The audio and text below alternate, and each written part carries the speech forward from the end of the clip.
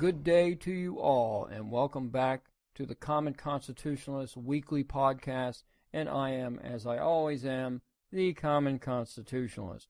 And today, I want to try to get to 3 topics. I'm not sure I'm going to get to them all, but let's give it a go. Well, I thought I was going to get away from talking about illegal immigration, but it just keeps sucking me back in.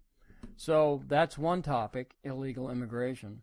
Another is the an article from the NRA that I read, and we all know about that case where I think it's the Fourth Circuit Court or something like that, basically said that scary weapons can be are not protected by the Second Amendment. So that's a fun topic. And last, assuming I even get to it, there was a student that was pulled out of school in Virginia high school and was told to take the American flag off the back of his truck. So we'll get to that maybe today on the Common Constitutionalist. You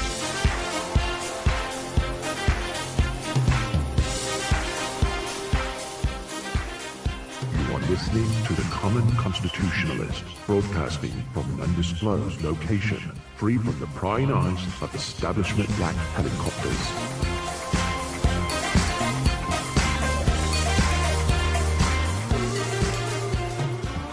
Alright, this first one on illegal immigration. Boy, I sure do love writing and talking about illegal immigration. It's like my favorite topic. Not. But this comes to, I found this at Yahoo News, lefty Yahoo News, and boo-hoo for immigration. Well, basically that's about it. They're saying boo-hoo about illegal immigration. It ain't just here I go. I'm getting sucked into the narrative vortex myself, the lefty narrative vortex, where immigration equals illegal immigration. There's no difference. So they begin by saying or writing, throughout the U.S., immigrants, not illegal immigrants, living in the country without permission. It's like, you don't have my permission. No, they're illegal criminalians. Living in the country without permission have begun changing their routines, avoiding public spaces, and even seeking refuge in churches following the Trump administration's recent directives cracking down on, son of a gun if they don't say it, illegal immigration. So they're avoiding public places, they're changing their routines, and even seeking asylum in churches. That's a good one. Remember several years ago, I guess it wasn't really that long ago, that the Democrats said that the illegal immigrations, all they wanted to do was make a life in America. They wanted to come out of the shadows and so on and so forth. Well, they haven't been in the shadows for years. As a matter of fact, you could find them on every street corner protesting something or another, and probably getting paid by some lefty Soros organization to do it, although probably getting paid less than American citizens. But hey, that's a labor matter. So they've decided that they've got to go back in the shadows, the way it used to be. And I for one feel very bad about that. Don't you? No, I don't. I'm thinking about it. If they want to be in the shadows, you know what would cast a really great shadow? A huge wall on the southern border. That would cast a humongous shadow, and they could go on the Mexican side and hide behind it in the shadows. That would work, wouldn't it? All right, they continue. Fears had begun sinking in by early February when U.S. Immigrations and Customs Enforcement conducted a series of raids across the country. Oh no. But the tension escalated this week after the Department of Homeland Security released 2 sweeping memos detailing the Trump administration's plan to speed up deportations and widen the pool of immigrants targeted for removal. Yes, they're hiding in the pool. Go get them. No, that's not what they mean. And they say that several recent incidents involving deportation proceedings have garnered national media attention and put immigrants on alert. Like, who was that? Rayos de la Watahuni, or whatever her name was, from Arizona, who got deported. And now her children are orphans. Well, actually, they're not orphans because evidently her illegal alien husband or whoever other half is still in America taking care of their citizen children or whatever they call themselves. So they say that this week a Salvadoran immigrant, illegal immigrant that is, they don't say it, but she's just an immigrant, residing in the U.S., oh, they do say it, illegally, was taken back to a detention center against her will after she was hospitalized in Texas and found to have a brain tumor, her lawyers told TheHill.com. Well, from a humanity standpoint, that's a crying shame, and man, I really hate to say it, but I feel for this woman. Now, I don't know whether she showed up here because she suspected there was some sort of major problem with her, or maybe she was diagnosed in Mexico or in El Salvador or somewhere that she had a brain tumor and then hightailed it to America to get treatment. I don't know, but, we can't save the world here, folks. We can't save everybody. I feel for this woman. I really, really do. I'd frankly like to get her the treatment that she needs.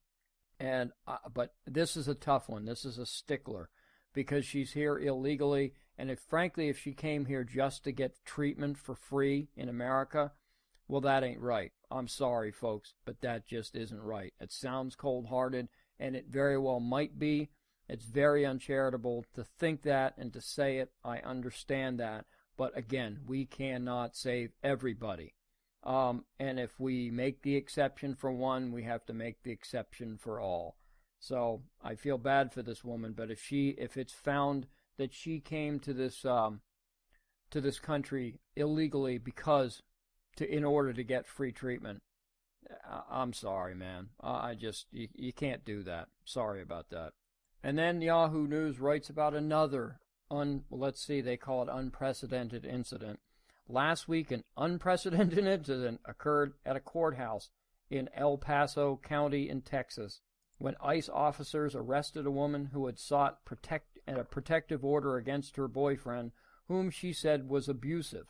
The woman, who had been living in a shelter for victims of domestic abuse, was undocumented, which means she's an illegal alien, in case anybody was curious about the code word. They shouldn't be by now. And had a criminal record, but no outstanding warrants, according to the county attorney, Joanne Bernal. It really was a stunning event, Bernal told the Washington Post. It has an incredibly chilling effect for all undocumented victims of crime in our community. Well, okay, so she's in America illegally, right? She has a criminal record, which means that she should be first on the bus to giddy up out of here. But she claims she's being abused by her boyfriend, who's obviously in America. So basically, if I read this correctly, if she's deported, she's safe, right? She doesn't need a protective custody or a protective order against her abusive boyfriend in America because he's going to be here and she ain't. So wouldn't that take care of everything? Yes, that's pretty unprecedented, I'd say. Okie dokie. So bottom line is we're going to hear, if not every day, every week, sob stories, either legitimate or illegitimate sob stories about illegal immigrants, undocumented Democrats, and they're going to have a variety of sob stories, and their gratis attorneys, whoever they're paid for by, probably by the American taxpayers, I wouldn't doubt it, and they're going to trot these people out every week to pull on the heartstrings of us heartless right wingers, or demand action, and people will take to the streets, and they'll continue to take to the streets. At least thinking that historically the right will back down because that's what we've always done. But the problem is they're dealing with a Trump administration that they don't know the word. Well, they're acquainted with the word back down, but hopefully they won't go as far as to say, okay, fine, no mas, we give up. I don't think that's going to happen at all because Trump keeps ramping it up. Now, the interesting thing is that because of this is purposeful. This trotting out of victims is purposeful on the left side. As a matter of fact, I recently, when was it? I turned on the tube the other day, and O'Reilly was on, and he had Geraldo Rivera there, and they were talking about illegal immigration. And they were specifically talking about that Reyes woman that I wrote about a week or two ago, I guess it was. And Geraldo was saying that, the sight of this was abhorrent, and it was, again, I think he used the word unprecedented. It was just all the sorts of adjectives and whatever to describe this scene. And then he turned to Bill O'Reilly and said, look, we have 11 million, I don't think he called them illegals, undocumented or whatever, in this country. Imagine, if you would, you have 10,999,999 left to go are the American people actually going to put up with seeing this on TV every night? And this is the typical liberal argument for everything. Everything is political, and everything is a zero-sum game to these people. If there's a winner, there must be a loser. Two people can't win, and it's always a zero-sum game. Well, the point is that with illegal immigrants, what's going to happen is called self-deportation. I don't know how many times I've got to harp on this, but I'm just going to continue to do it until people get it, I guess.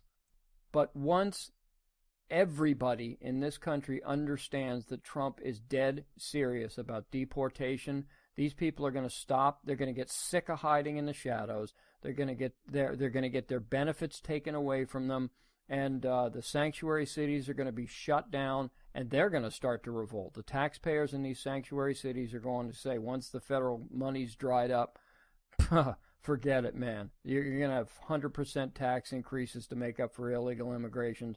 No way the citizens of those cities are going to put up with that crap. So once they see that the writing is actually for real on the wall, they're going to begin to self-deport. That's the way it's going to be. That's the way it has been, and you just watch. That's what's going to happen. So let's just take a quick break, and we'll be right back with our next fun topic.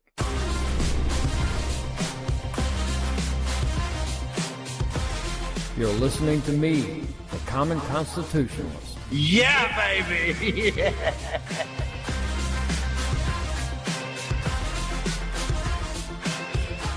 Okay, welcome back. Now, this next one, being a member of the NRA, I get their NRA newsletter, and this is from the newsletter. And this is insanity squared. I don't even know how to describe how absurd this is, but let's just go through it. I'm sure most of you in the know people that listen already know this, but this is a effing outrage. Excuse me, but it just is.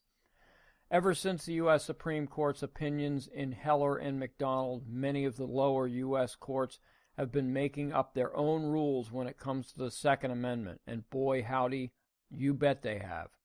And now that they know that the Supreme Court is split 4-4, basically, sometimes they'll probably go 5-3 liberal, but basically, for the most part, everybody believes it's a 4-4 split. So the lower courts are going to run roughshod over us until Trump's nominee, Gorsuch, is confirmed, which he bloody well better be. And then it'll give us a little bit of breathing room. But the the next one that comes up, and it will be during Trump's tenure, either 4 or 8 years, I don't know what it's going to be. But these old coots, they can't last. They can't last forever. So that's what's happening, because as everyone is well aware, that if the Supreme Court splits, and this is all such bullcrap anyway, but whatever, it goes all the way back to Marbury versus Madison. But in any event, everyone knows, or everyone assumes, that the Supreme Court on all these opinions are going to split right down the middle, 4-4. And if it's a 4-4 tie in the Supreme Court, it reverts back to the lower courts ruling, and these liberal lower courts, and Obama packed the crap out of these liberal lower courts, man. These people are off the charts leftists in a lot of these courts. the decision goes back, reverts back to the lower court decision of whatever it was, and that's that. And then whatever they say is etched in stone, because our legislature, U.S. legislature, they're just, frankly, they're too wimpy to do anything about it. That this was never intended by the founders, but that's a conversation for many other days. So let me continue. Tuesday's outrageous opinion by the full U.S. Court of Appeals for the Fourth Circuit in Colby versus Hogan is yet another example of this outrageousness, basically. In that case, 9 out of 14 judges ruled that America's most popular types of rifles banned in the state of Maryland have no Second Amendment protection. This is insanity. Absolute blanket insanity. The court called the banned firearms, which include AR-15s and most magazine-fed semi-automatic rifles, quote, exceptionally lethal weapons of war, as opposed to exceptionally non-lethal weapons of war, or peace, or something. I don't even know what. Unquote. It compared them to the M16, which the courts claimed made them categorically unprotected by the U.S. Supreme Court's decision in Heller. How in the frick did they come up with that logic? There isn't any logic. It's just maddening. The court called the difference between a machine gun and a semi-automatic slight, despite substantial differences in function and form. Well, who gives a flying crap what the form is? The function is that one is automatic and one's semi-automatic, unless you do something illegal like with the firing mechanism. You can't make a semi-automatic and automatic. It's that simple. So whether it happens to be a 30-06 hunting rifle or an AR-15, it doesn't make a hill of beans worth of difference. What it is that they're going by the same rules as the other of every other liberal. If it's a big, black, scary-looking weapon, then it should be outlawed. That simple. And that's just the beginning. You think they're going to end there? Hell no, they're not. I have a tactical shotgun. It looks really scary. And if I'm pointing it at you, brother, you better be worried. But in any event, I would never do such a thing unless there was some thug that wanted to hurt my family or me. Other than that, you don't have anything to fear from me. But that's not to say that my gun ain't really scary looking, because it's really scary looking. And so, should my pump-action 12-gauge tactical shotgun, should that be outlawed because it is scary looking? More than likely, they're going to start with semi-automatic, and that's the point. Most liberals wouldn't know a semi-automatic from an automatic. They couldn't explain the difference if their life depended on it, and even if they could, they would deny knowing it, because, again, everything is freaking political with these jackweeds. Whew. So let me continue. Wow. Well, I don't take my Second Amendment lightly, as you can imagine. At any rate, they continue. And in doing so, the judges joining the majority opinion actually said that they do not consider themselves bound by the Supreme Court's majority decision in Heller, to say nothing of their sworn oath to uphold the Constitution. And that decision to schmizzen. It doesn't make any difference what the freaking Supreme Court ruled or didn't rule. The Constitution is as plain as day. I've got my little pocket Constitution that I take everywhere. And here it is. Amendment 2. You ready? A well-regulated militia. Comma. What's a comma? A comma separates ideas in a sentence. Okay? So, here's a new idea for a sentence. Being necessary to the security of a free state. A comma. Oh, look, another separation. The right of the people to keep and bear arms shall not be infringed. That means we can own them and we can carry them. That's what bear means. It ain't just some scary thing in the woods. That's what it means, folks. Now, in the majority opinion, the late and fabulous Justice Scalia wrote the majority opinion, and he put it very plainly, quote, "We are aware of the problem of handgun violence in this country, and we take seriously the concerns raised by many amici, like an amicus brief, who believe that prohibition of handgun ownership is the solution," unquote. He continued, quote, "But the enshrinement of constitutional rights necessarily takes certain policy choices off the table. These include the absolute prohibition of handguns held and used for self-defense in the home." Actually, I'm sorry, but even he is wrong.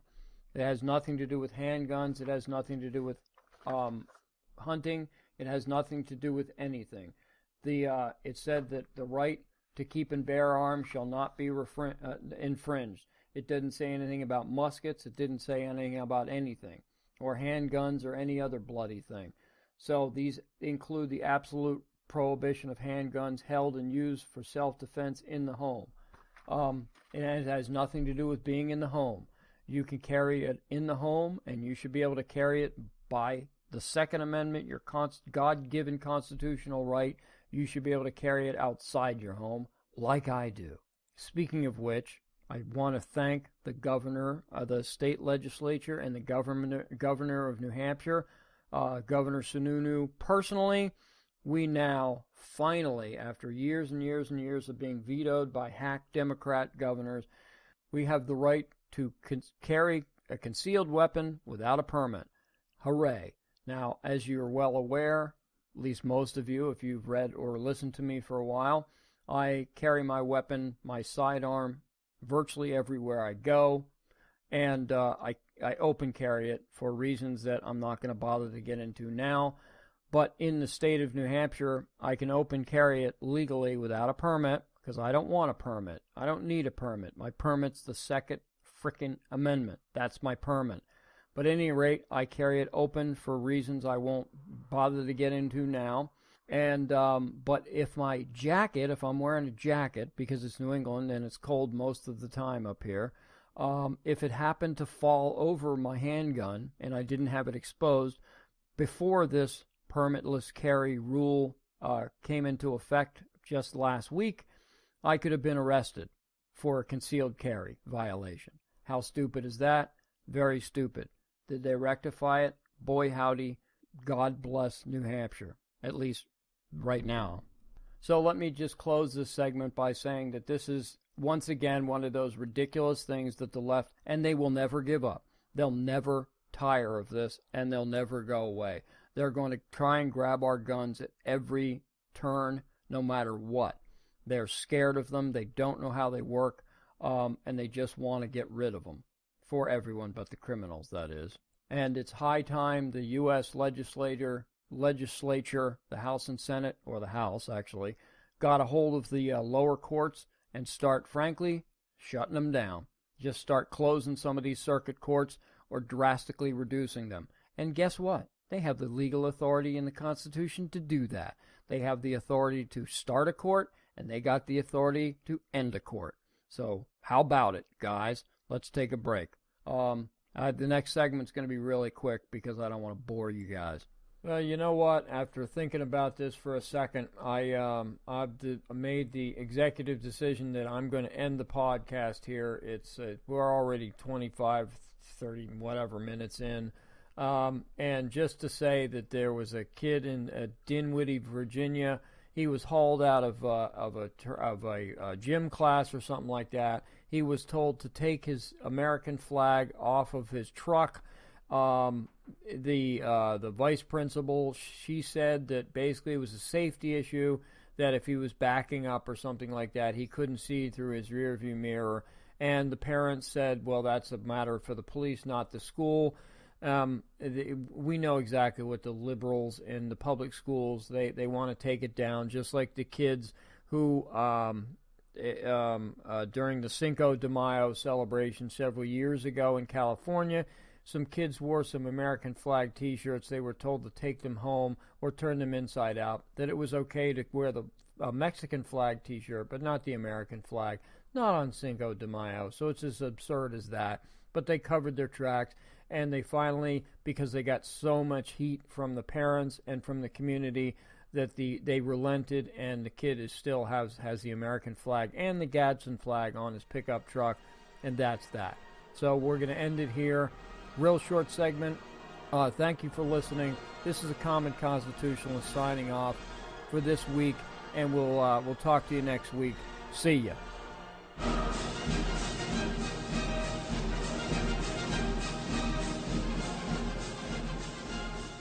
Thank you for listening to the Common Constitutionalist Weekly Podcast.